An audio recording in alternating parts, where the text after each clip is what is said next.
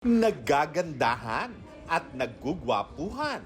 Slay na slay ang mga bituin ng bagong GMA Prime series na Slay ang paglakad nila sa red carpet para sa Grand Media Conference ng GMA and View Collab Mystery Drama Series.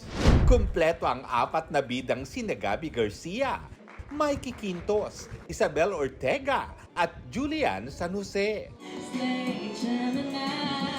na naghandog pa ng awitin bago ang MediaCon.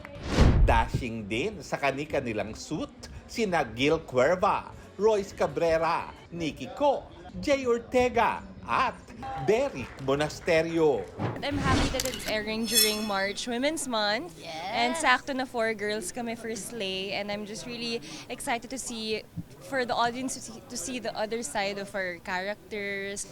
Ang nag-e-enjoy akong ma-challenge dahil natatapat ako sa mga magagaling na katabi ko ngayon. We've been receiving a lot of good feedback from the View episodes that have been airing. So sobrang excited ako na mas maraming makakanood. Gusto namin na makarelate yung mga tao sa amin. And since it's a murder mystery, first time din naming lahat gagawin ito.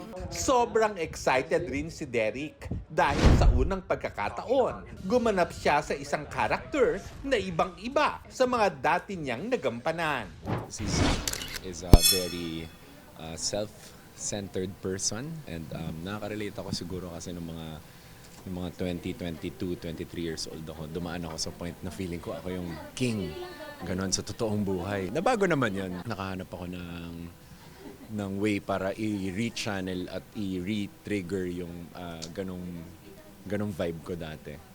Masaya at excited din si GMA Network Senior Vice President, Attorney Annette Gozon Valdez at iba pang executives ng GMA Network na mapanood na ang bagong handog sa GMA Prime. And we're very, very happy because lahat sila, they delivered so well. Napakagaling nila, napakahusay. So makikita niya yan once mapanood niyo na ang Slay.